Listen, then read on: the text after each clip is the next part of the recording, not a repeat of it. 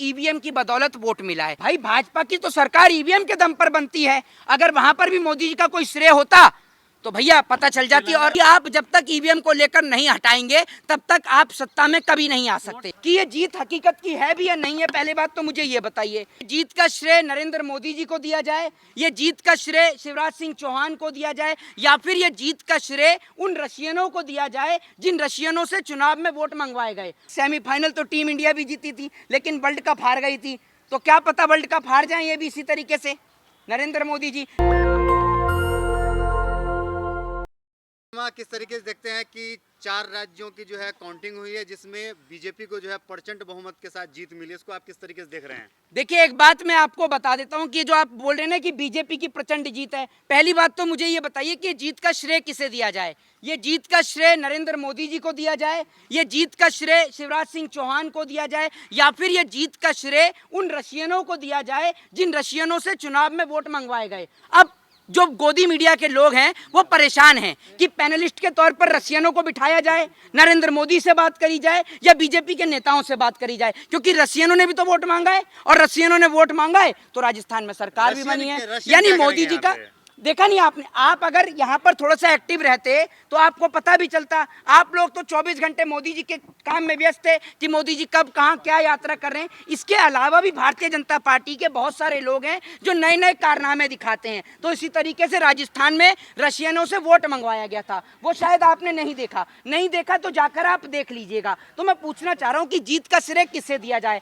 फिर दूसरी बात यह है कि ये जीत हकीकत की है भी या नहीं है, पहले बात तो मुझे ये बताइए कि जहां जिस मध्य प्रदेश में मुख्यमंत्री शिवराज सिंह चौहान का 2 लिस्टों में नाम भी नहीं था, आप सोच कर देखिए, उसके बाद में मुख्यमंत्री शिवराज सिंह चौहान का नाम आता है जहां उनका कोई जिक्र भी नहीं। और जहां कल साहिब पूरे देश में खुशियां बनाने का दिन था, खुशियों का दिन था, उस वक्त पे जो आपके साहिब जो हैं, साहिब आपके यानी नरेंद्र मोदी जी जो हैं, उन्होंने हमारे साहब देश के प्रधानमंत्री हैं, उन्होंने एक अधिकारी को जो है वो आपने देखा होगा कि किस तरीके से उसको सस्पेंड कर दिया गया। अब उसके बाद में लोग ये कह रहे हैं कि भैया उस अधिकारी को जो है वो चुनाव आयोग ने यानी इलेक्शन कमीशन ने फाइनल हुआ है, और इसमें जो है बीजेपी जीती है, आने वाले वक्त में फाइनल भी होने वाला है। तो सेमीफाइनल जीती है, सेमीफाइनल तो टीम इंडिया भी जीती थी, लेकिन वर्ल्ड कप हार गई थी, तो क्या पता वर्ल्ड कप हार जाए ये भी इसी तरीके से नरेंद्र मोदी जी, लेकिन नहीं हार सकते। लेकिन नहीं हार सकते, नहीं मानते, मैं आप मान लीजिएगा। सुन लीजिए, मोदी जी हार भी नहीं, गारंटी ऐसी है कि वो कभी हार नहीं मानते और जनता उसके साथ चलती है। मुझे पता है मोदी जी की गारंटी इतनी तगड़ी है कि आप अभी बुलेट ट्रेन से ही मेरा जो है वो इंटरव्यू लेने के लिए आए हैं, और आप सभी पत्रकार 100 स्मार्ट सिटियों में रहते हैं, ठीक है ना, और आप सभी के पास में 2 करोड़ रोजगार है, सबकी जेब में 15-15 लाख रुपए हैं, तो मोदी जी की गारंटी तो एकदम पुख्ता है।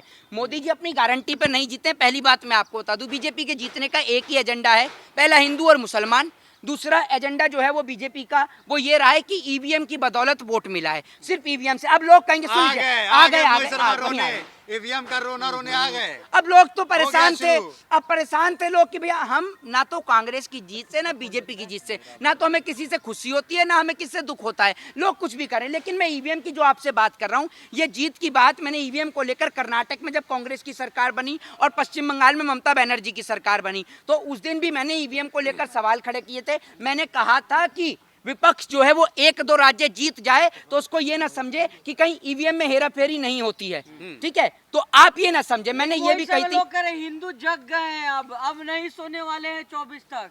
अच्छा, हिंदू जग गए हैं। हाँ। तो एक बात मुझे बताइए कि जो ये सीटें आई हैं, हाँ, बाकी सीटों पर हिंदू नहीं रहता क्या? हाँ? बाकी सीटों पर हिंदू नहीं रहता?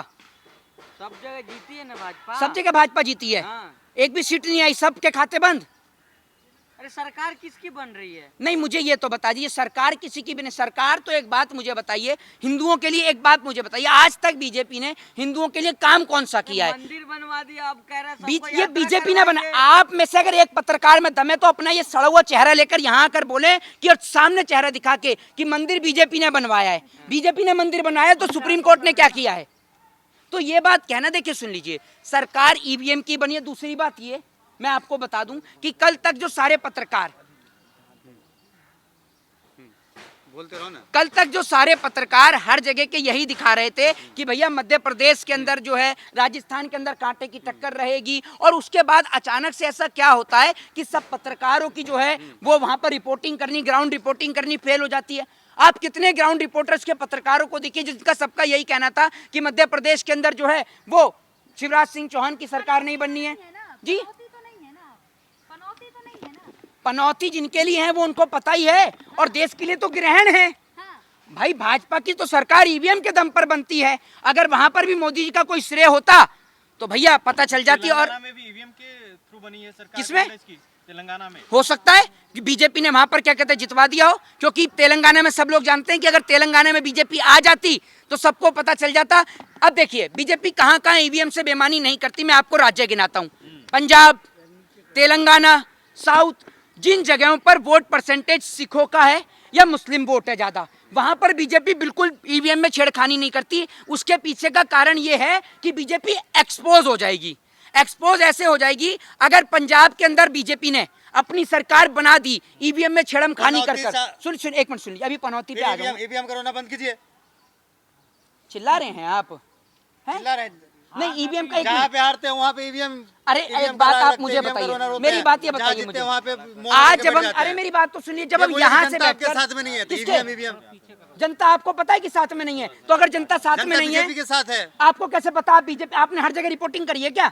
आपने हर जगह रिपोर्टिंग करी है? देश का भ्रमण करते हैं, पूरे देश जाते हैं। पूरे देश का भ्रमण करते हैं। अब सुन लीजिए, मध्य प्रदेश की राजधानी क्या है? भोपाल। अरे आपसे पूछ रहा हूँ, इनसे पूछिए, सब पूरे देश का भ्रमण करके आए पत्रकार। राजस्थान की राजधानी क्या है? जयपुर।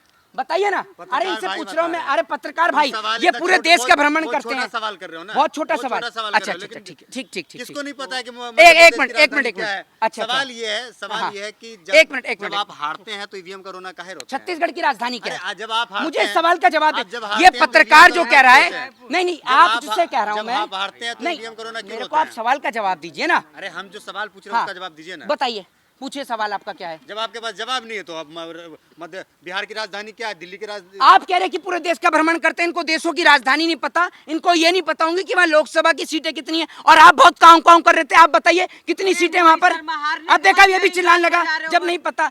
मेरी बात सुनिए, ईवीएम को लेकर मेरी बात सुनिए, मेरी बात तो सुन लीजिए। ईवीएम को लेकर मैं तो कब से ही पूरे विपक्ष को यही बात कह रहा हूँ, और पूरे विपक्ष को, कि आप जब तक ईवीएम को लेकर नहीं हटाएंगे तब तक आप सत्ता में कभी नहीं आ सकते। कि जिस देश में एक अधिकारी ने, आपने देखा होगा तेलंगाना के अंदर कांग्रेस के एक विधायक को गुलदस्ता थमा दिया, उस आप अधिकारी को सोचिए कि चुनाव आयोग ने सस्पेंड कर दिया। चुनाव आयोग ने सस्पेंड नहीं करा, उसको आपके साहिब ने सस्पेंड करा है, क्योंकि चुनाव आयोग के तो सिर्फ साइन थे, ट्रिगर पे उंगली किसी और की ही थी, जिसके द्वारा उसको निलंबित किया गया अधिकारी को। मैं पूछना चाहता हूं चुनाव आयोग से, इलेक्शन कमीशन से पूछना चाहता हूं कि बाकी जगह कोई चुनाव में कुछ गड़बड़ी नहीं हुई, बाकी राज्यों में कोई दिक्कत नहीं है। जहां बीजेपी हार रही थी वहीं पे आपने अधिकारियों को भी हटाने का काम किया है, उनको सस्पेंड करने का काम किया है। तो इन सवालों का भी आप जवाब दीजिए। मोहित शर्मा काफी दुखी लग रहे हैं कल से। नहीं, मैं तो बहुत खुश हूँ जी, मैं बहुत खुश हूँ, और इसलिए भी खुश हूँ क्योंकि बाकी जगह पर जब तक कांग्रेस के अंदर जो ऐसे लोग हैं जिन्हों से ठीक से चला नहीं जाता, जो लाठियों के सहारे चल रहे हैं, जब आप ऐसे ही लोगों के हाथ में कमान दोगे तो आपको रिजल्ट भी ऐसा ही मिलेगा। कौन साबित हुआ जी। अच्छा। पनौती कौन साबित हो गया?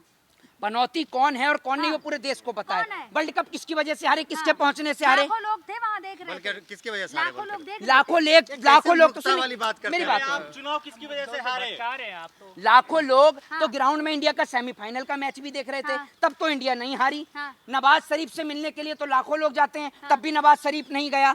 तो लेकिन जैसे मोदी जी गले मिले, नवाज शरीफ तय बोल गया। डोनाल्ड ट्रंप के गले मिले तो डोनाल्ड ट्रंप तय बोल गया, बेचारा जेल भी चला गया डोनाल्ड ट्रंप। तो नेपाल वाले से मिले, वो गया। ठीक है, और आप लोगों का ऐसा है, अभी तो साहिब आज जो है वो पार्लियामेंट के अंदर, साहिब आज भी दुखी थे जब चिल्ला रहे थे ना नेता कि अब की बार तीसरी बार मोदी सरकार। हाँ। साहिब तब भी मुंह बना के खड़े थे, पता नहीं साहिब कब कैसे खुश होंगे। साहिब यूं उदास बैठे हुए थे। साहिब की तो खुशी जब आती है जब इटली से एलोनी चाची को लेके आया जाएगा, तभी खुश होंगे साहिब। साहिब तो नाराज ही रहते हैं वरना हर टाइम। दोस्ती है, उनकी दोस्ती है, फ्रेंडशिप है, हाँ, हाँ। अच्छी दोस्ती है, बॉन्डिंग अच्छी है बिल्कुल उनकी। बिल्कुल बिल्कुल हो सकती है। आपके भी दोस्त होंगे ऐसे नहीं कोई? नहीं नहीं, बिल्कुल बिल्कुल। ईडी से डर के मोहित शर्मा बीजेपी ज्वाइन करेंगे। कौन, कई किसने लोग कही कह है? रहे हैं, आपको कौन कहता बिना बात की? अरे कह रहे हैं तब जैसे तो आपने ईडी की नहीं बीजेपी ज्वाइन नहीं, करोगे। अरे जैसे आपने ईडी सीबीआई के डर से, जैसे आपने ईडी सीबीआई के डर से मोदी जी का जूता चाटना शुरू कर दिया है, उनकी गुलामी करनी शुरू कर दी, दूसरे को भी अपने जैसा समझते हैं। दूसरा भी हर कोई आपकी तरह थोड़ी है कि हर कोई आपकी तरह बन जाएगा। पनौती तो नहीं है ना जी